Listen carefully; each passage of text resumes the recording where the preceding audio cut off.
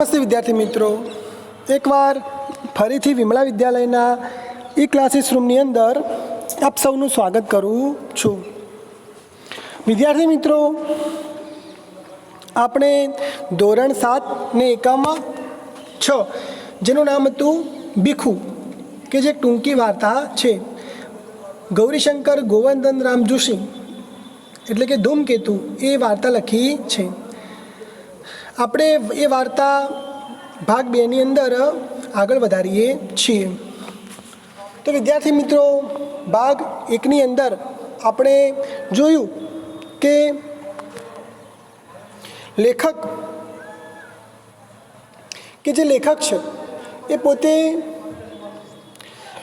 બજારની અંદર જતા હોય છે અને ત્યાં એક ગરીબ સ્ત્રીનો અવાજ એમને સંભળાય છે અને કહે છે કે આ કંગાળ સ્ત્રી ઉપર રહેમ કરો, અને લેખક અનાયાસે જ એની તરફ ખેંચાય છે અને એ જુએ છે તો એ સ્ત્રીએ કપડાં પણ સરખા પહેર્યા હોતા નથી અને એની હાલત ખૂબ દયનીય હોય છે. સાથે એને 3 બાળકો પણ હોય છે.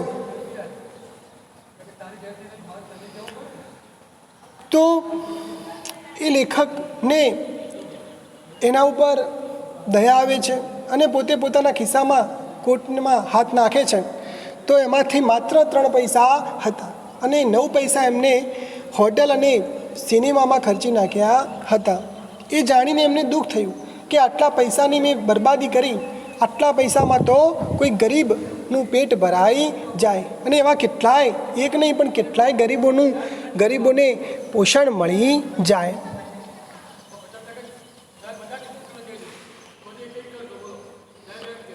તો વિદ્યાર્થી મિત્રો, ભાગ 1ની અંદર આપણે આ બધું જોયું. બીજી બાબત કે પેલું બાળક એ એક જલેબીના દુકાન પાસે ઊભું હોય છે, 10-12 વર્ષનો છોકરો હોય છે અને જલેબી સામે જોઈ રહ્યો હોય છે. ત્યારે ઘણા બધા લોકોની ભીડ એકઠી થઈ હોય છે, કારણ કે તહેવારો જેવું લાગતું હતું. દુકાનદારોએ પણ પ્રકાશ કર્યો હતો. હવે વિદ્યાર્થી મિત્રો, આપણે આ ટૂંકી વાર્તાને આગળ વધારીએ કે ભક્તિભાવથી જાણે એની દ્રષ્ટિ ત્યાં ચોંટી રહી હતી. એના અંગ ઉપર એક સાજું લુગડું ન હતું કે એના ચહેરા ઉપર આશા, નિરાશા કે એવા કોઈ જાતના ભાવ નહોતા. એના અંગ એટલે કે શરીર ઉપર એક સાજું લુગડું પણ જોવા મળતું ન હતું. એના ચહેરા ઉપર આશા એટલે કે કોઈ અપેક્ષા હોય કે કોઈ નિરાશા એટલે કે ઉદાસી, એવા કોઈ પણ જાતના ભાવ હતા નહીં. ફક્ત એ જલેબી સામે જોઈ રહ્યું હતું. હું ધીમેથી ગોળ ચક્રાવો આપણે ગોળપાક જેને કહીએ છીએ એ ખાઈ અને પેલા છોકરાની પડખે પણ જરા દૂર અંધારામાં જઈ ઊભો ને એના ઉપર નજર ફેરવી, કે એ છોકરાની પાસે પરંતુ દૂર અંધારામાં જઈ ઊભો ને એના ઉપર મેં નજર ફેરવી. તે શાંત લીન બનીને જલેબી નિરખી રહ્યો હતો. નિરખવું એટલે કે જોવું. તે શાંત રહીને પોતે લીન બનીને, લીન એટલે કે એકાગ્રતા, ધ્યાન, એક જ ધ્યાને પોતે જલેબી જોઈ રહ્યો હતો. નિરખી રહ્યો હતો એટલે કે જોઈ રહ્યો હતો. એની આ સમાધિથી આકર્ષાયેલા એક જુવાને મારા તરફ જોઈને હાસ્ય કર્યું. કે એક જુવાન, એક બીજો એક માણસ હતો, યુવાન માણસ, એને એ સમાધિ એટલે કે આ ધ્યાન જે છોકરાનું હતું જલેબી તરફ, એ જોઈને મારા ઉપર એને હાસ્ય કર્યું. પણ મારા તરફથી કશો જવાબ ન મળતા તે દુકાન તરફ વળ્યો. પરંતુ કે મારા તરફથી કશો જવાબ મળતા નહીં, તે પોતે દુકાન તરફ વળ્યો. પાશેર જલેબીનું પડીકું બંધાવ્યું ને તેમાંથી એકાદ કાઢીને ખાતો પેલા છોકરા પાસેથી પસાર થયો. કે એ માણસે કેવું કર્યું કે પાશેર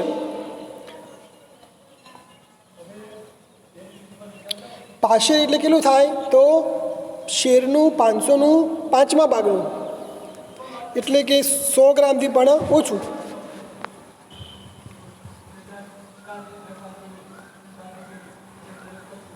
કે પાછળ જલેબીનું પડીકું બંધાવ્યું ને તેમાંથી એકાદ કાઢીને ખાતો ખાતો પેલા છોકરા પાસેથી પસાર થયો. અડધી આશામાં અડધી ગેલછામાં પેલા છોકરાએ જરાક હથેળી લંબાવી, એને એક આશા બંધાણી કે ભાઈ કદાચ આ માણસ મને થોડી જલેબી આપશે. ગેલછામાં એટલે કે છોકરો થોડી વાર માટે તો આનંદમાં પણ આવી ગયો કે ભાઈ મને જલેબી ખાવા મળશે, અને હેતુથી એને હાથ પેલા ભાઈ પાસે લંબાવ્યો. ભાઈ સુગંધ લઈ શકાય એટલી નજીકથી પડીકાવાળા જુવાન સાથે જલેબીને પસાર થતી જોઈ તેનું મોં પાણી પાણી થઈ ગયું. કે પેલા જુવાને એની પાસેથી નીકળ્યો અને એ પણ જલેબી નું પડીકું ખોલીને અને એની એક જલેબી તો એને મોઢામાં પણ મૂકી હતી. એટલે કે ખાલી સુગંધ પેલા બાળકને મળી અને પેલો પડીકાવાળો માણસ ત્યાંથી પસાર થઈને નીકળ્યો. પેલા છોકરાનું મોં તો પાણી પાણી થઈ ગયું. એટલે કે એને જલેબી ખાવાની જે ઈચ્છા, કે આપણને પણ ઘણીવાર આપણને કોઈ ભાવતી ચીજ વસ્તુ હોય અને આપણી નજર સમક્ષ હોય તો આપણા મોઢામાં પણ પાણી આવી જતું હોય છે. એટલે કે ખાવાની તીવ્ર ઈચ્છા થાય કે ક્યારે એને હાથમાં લઉં ને ક્યારે હું એને ખાઈ જાઉં. તે પગના અંગૂઠા ઉપર જરાક ઊભો થયો, નીચે થયો અને ફરી શરીર ઊંચું. કે તે ફરીથી પગના અંગૂઠા ઉપર જરાક થોડો ઊભો થયો, નીચે થયો અને ફરીથી એને શરીર ઊંચક્યું અને તરત જ નીચો થઈ પોતાનો બોંઠો પડેલો હાથ તેણે પોતાના લગર વગર કંગાલ પહેરણમાં છુપાવી લીધો. કે બોઠો પડેલો એટલે કે શરમમાં પડેલો હાથ. કારણ કે એને જલેબી ખાવાના હેતુથી હાથ લંબાવ્યો હતો, પણ પેલા ભાઈ બાળકની મજાક કરી નાખી. ખરેખર એક આ ક્રૂરતાની પણ એક સીમા હોય કે તમે કોઈને લલચાવો છો, એ પણ એક જાતની ક્રૂરતા છે. માનવતા જેનામાં ના હોય એ જ માણસ આવું કરી શકે. એટલે કે બોંઠો પડેલો હાથ એટલે કે શરમમાં મુકાયેલો હાથ એને પોતાના લગર વગર એટલે કે અસ્તવ્યસ્ત કંગાળ એટલે કે ફાટેલું ગરીબ પહેરણમાં વસ્ત્રમાં છુપાવી દીધો. તે પગના અંગૂઠા પર જરાક ઊભો થયો, નીચો થયો, ફરી શરીર ઊભું થયું. પાછળથી મોટરના ભૂંગળાનો અવાજ આવ્યો. એ આંખ પણ નથી કે શું? બે માણસો પેલા છોકરાને કહે છે, પાછળથી ઊભો હોય છે શાંત બનીને, નિરાશ બનીને. ત્યારે બે માણસો એની પાસે આવીને કહ્યું, એ આંખ પણ નથી કે શું? એ જા અહીં કેમ ઊભો છે? તારે શું લેવાનું હોય? ઘણા માણસો એક ગરીબ છોકરાને જોઈને એને ધૂતકારે છે, એનો તિરસ્કાર કરે છે. ઘણા વિદ્યાર્થી મિત્રો તમે પણ જોયું હશે કે ઘણા એવા માણસો છે કે જેમને કોઈ ગરીબ પાસે ઊભા રહેવું પણ ગમતું નથી. એમને એવું લાગે છે કે એના કારણથી એમની જે ઇમેજ છે એ પણ ખરાબ થશે. આ એક કુવિચાર કે જેનું કોઈ જ તથ્ય નથી, પરંતુ ઘણા માણસોના મનમાં એવા વિચારો હોય છે કે બસ સારા લોકો સાથે જ ઊભા રહેવું. એમની પાસે કોઈ ગરીબ માણસ જાય તો પણ એમને ગમતું નથી, અને ગમતું ના હોય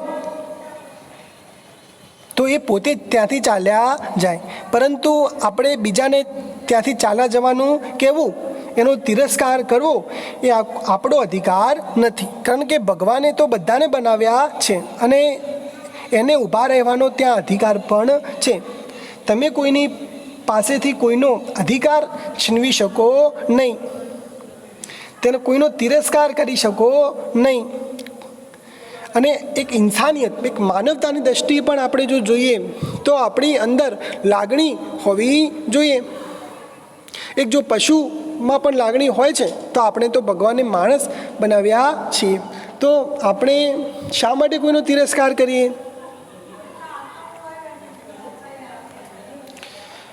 બધા વેગને દાબતો હોય તેમ તે ધીમે દઢ પગલે પાછો હટ્યો. કે બધા વેગ એટલે કે એની અંદર પણ એક બાળકની અંદર પણ ઘણા બધા ભાવો હોય છે. કે જેમ કે કોઈ આપણું અપમાન કરે તો તો આપણને પણ ગુસ્સો આવે, આપણને પણ એવું થાય કે ભાઈ હું આને સંભળાવી દઉં. પરંતુ તે પોતાના જે ભાવો હતા હૃદયના એ બધા એને મનમાં ને મનમાં જ રહેવા દીધા, જીભ ઉપર આવ્યા નહીં. અને દઢ પગલે પાછો હટ્યો.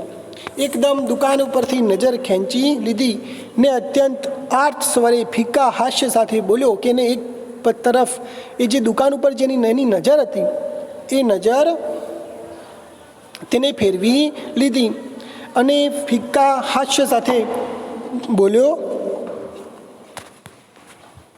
હા ભાઈ સાચું, હું સવારનો ભૂખ્યો છું, પણ મારે ભિખારીને શું લેવાનું હોય. એને એક અત્યંત સ્વાર્થ સ્વરે એટલે કે અત્યંત ગરીબ સ્વરે કે એને બોલવા એ બોલી પણ શકતો ન હતો, એની જીભ પણ અટકતી હતી. ઘણીવાર વિદ્યાર્થી મિત્રો આપણે પોતે જ દુઃખી થઈ જઈએ છીએ અને આપણને પણ ઘણીવાર એટલું બધું દુઃખ લાગી આવે છે તો આપણે બોલતા પણ અટકી જઈએ છીએ, આપણે હિચકીઓ ભરવા માંડીએ છીએ, આપણે બોલી શકતા પણ નથી. એને પણ પેલા ભાઈને કહ્યું કે હા ભાઈ સાચું, હું તો સવારનો ભૂખ્યો છું, પણ મારે ભિખારીને શું લેવાનું હોય, મારે ભિખારીને તમારી પાસેથી શું અપેક્ષા હોય. ભિખારી કંઈ તમારી પાસેથી કંઈ 500-1000 રૂપિયા તો માગતો નથી, એની માગણી હોય છે તો પણ કેટલી હોય છે, એકદમ નાની રકમ કે તમે મોજ શોખની અંદર વાપરી નાખતા હોય છો, તમે ખોટી રીતે ખોટી જગ્યાએ વાપરતા હોય છો, પરંતુ તમને કોઈ ભિખારીને આપવા પૈસા ગમશે નહીં. અને ભિખારી આપણે એને શા માટે કહીએ છીએ, તો એ ભીખ માગે છે એટલે આપણે એને ભિખારી કહીએ છીએ, પણ આપણે જો એને ભીખ નથી આપતા ને તો એના કરતાં પણ મોટા ભિખારી આપણે છીએ.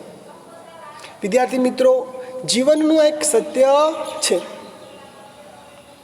કે આ દુનિયા, આ લોકો એ જે પગે પડતા હોય છે, જે આજીજી કરતા હોય છે, વિનંતી કરતા હોય છે, એને ધૂતકારતા હોય છે, એનો તિરસ્કાર કરતા હોય છે કે આ દુનિયા પગે પડનારને લાત મારે છે અને જે લાત મારતું હોય છે ને એને આ દુનિયા પગે પડે છે. આ એક કટુ પણ સત્ય છે. પેલા 10-12 વર્ષના છોકરાએ આર્ત સ્વરે એટલે કે ગરીબ દુઃખી સ્વરે એને કહ્યું કે હા ભાઈ હું તો સવારનો ભૂખ્યો છું, પણ મારી ભિખારીને શું લેવાનું હોય. તેને જોરથી મુઠ્ઠી વાળી, તેને જે વેદના હતી, જે સંવેદના હતી, જે ગુસ્સો હતો એને પોતે મુઠ્ઠી વાળીને પોતાની અંદર જ દાબી દીધો. અંદર ખખડેલા પૈસાનો અવાજ સ્પષ્ટ સંભળાયો, એટલે કે એના ખિસ્સામાં પૈસા હતા એનો અવાજ સ્પષ્ટ સંભળાયો.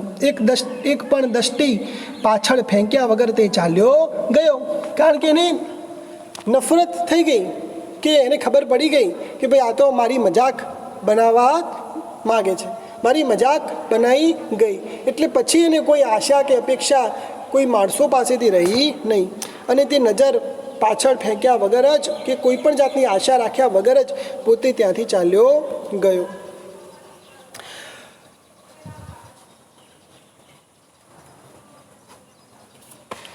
આ ભિખારી એક દુકાને ઊભો રહી 6 પૈસાના દાળિયા જોખાવતો હતો. અચાનક મને પેલી સ્ત્રીના શબ્દો યાદ આવ્યા કે કંગાળ પર રહેમ કર દો. અરે કદાચ એ દરવાજાની સાંકડી નેળમાં સડતા કુટુંબનો આ છોકરો સ્તંભ હશે. સ્તંભ એટલે કે આધાર. એમને એવું થયું કે કદાચ આ છોકરો જે પેલી કંગાળ સ્ત્રી હતી, સાંકડી ગલીમાં બેસી હતી, શું એ એમનો આ છોકરો સ્તંભ હશે, એમનો આધાર હશે કે એમનું ભરણ પોષણ કરતો હશે. કારણ કે બીજા તો બધા નાના નાના છોકરાઓ હતા, હવે 3-4 વર્ષના છોકરા હોય તો એ તો કંઈ ભીખ માગવા જાય નહીં. પેલી સ્ત્રીની હાલત પણ દયનીય હતી, પોતે પણ બીમાર હોય એવી રાખી હતી, એટલે એ લોકો તો કંઈ કરી શકે એમ નહોતા. પરંતુ કદાચ આ છોકરો 10-12 વર્ષનો છોકરો એ બધાનો સ્તંભ હશે, એટલે કે આધાર હશે, એમનું પોષણ કરનારો હશે. કદાચ શું એમ જ હશે. લેખકને થયું કે કદાચ નહીં પરંતુ એવું જ હશે. સામેથી જ દુકાને નીચે બેસીને ધૂળમાં પોતાનું ચીંથરું પાથરી તેમાં એ દાળિયા બાંધી રહ્યો હતો. દાળિયા એટલે કે દાળ, ચણાની દાળ પણ હોય, મગની દાળ પણ હોય. કે પોતે દુકાન નીચે બેસી ગયો અને ધૂળમાં એટલે કે માટીમાં પોતાનું ચીંથરું, પોતાના કપડાં પાથરી એટલે કે વસ્ત્ર પોતાનું એક પાથરી અને એમાં દાળિયા બાંધી રહ્યો હતો. વિદ્યાર્થી મિત્રો, જુઓ તો ખરી કે એક દુકાનદારો પણ એક ભિખારી માટે કેટલી બધી અમાનવીય કૃત્ય ભાવના રાખે છે. કે કોઈ સારો માણસ હોય, સારો દેખાવ તો હોય, સારા કપડાં પહેર્યા હોય તો એને આજીજી કરે, એને વસ્તુ માટે થેલી પણ આપે. અને આ ભિખારીએ પૈસા આપ્યા છતાં પણ એને થેલી આપી નહીં. એક કેટલો બધો ભેદભાવ લોકો રાખતા હોય છે એ આપણે આ ટૂંકી વાર્તા ઉપરથી સમજવાનું છે. તેણે એક મુઠ્ઠી બાંધી તેમાંથી ભરી વીજળીના પ્રકાશમાં એ મુઠ્ઠીને અદ્ધર જતી મેં જોઈ. કે તેમાંથી એક મુઠ્ઠી એને ભરી અને વીજળીના પ્રકાશમાં, રાતનો સમય હતો એટલે કે અંધારા, વીજળીના પ્રકાશમાં એ મુઠ્ઠી અદ્ધર જતી મેં જોઈ. એટલે કે એને ખાવા માટે એને અદ્ધર હાથ કર્યો અને એને ઝડપી લેવા આતુર મોં પહોળું થતું દેખાયું. અને એનું મોં એટલે કે એને કડકડતી ભૂખ લાગી હતી એટલે ખાવા માટે મોં આતુર હતું એટલે મોં પહોળું મોં દેખાયું. મારી નજરે પેલા ભિખારીના મોંને બંધ થઈને નીચું આવતું જોયું, પરંતુ એ મુઠ્ઠીને ખાધું નહીં અને એને મોં નીચે કરી દીધું. તેનું વદન ગરમાઈ ગયું હતું. વદન એટલે કે શરીર, એનું શરીર પણ ગરમાઈ ગયું હતું.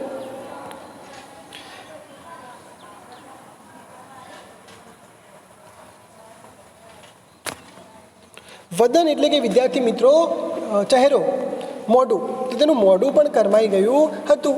અને સ્વાભાવિક છે કે લોકોએ એની સાથે જે રીતનો વ્યવહાર કર્યો એ ઉપરથી તો દરેકનું મોઢું, આપણે પણ એની જો જગ્યાએ હોય તો આપણું મોઢું પણ કરમાઈ જાય.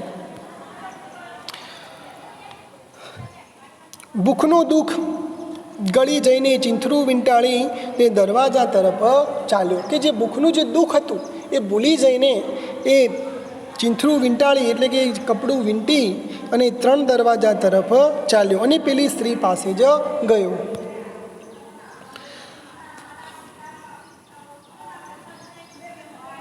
પેલા છોકરા એને વળગી જ પડ્યા. કે જ્યારે છોકરાઓએ જોયું કે મારો મોટો ભાઈ આવ્યો છે ત્યારે છોકરાઓ એને વળગી જ પડ્યા. ને સ્ત્રીએ પોતાની ફાટેલી તૂટેલી ગોદડી ઉપર બેસાડીને કહ્યું, બેટા તે કાંઈ ખાધું? એની મા હતી તો એને ચિંતા તો થાય ને. મારા અંગે અંગેમાંથી ટાઢની ચમકારી પસાર થઈ ગઈ. લેખક કહે છે કે મારા અંગમાંથી, મારા શરીરમાંથી એક ટાઢની ચમકારી ધ્રુજારી, એક વાઇબ્રેશન પસાર થઈ ગઈ. વીજળી જાણે પસાર થઈ ગઈ હોય એવું મને થઈ ગયું. કારણ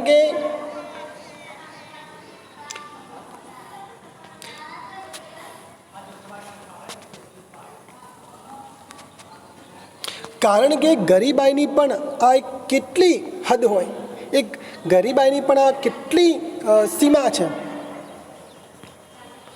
મારા અંગમાંથી ટાઢની ચમકારી પસાર થઈ ગઈ.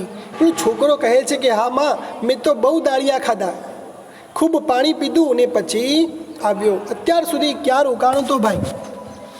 માં, પેલી જલેબીની દુકાન છે ને ત્યાં એક શેઠીએ મને જલેબી ખવડાવી. હા માં.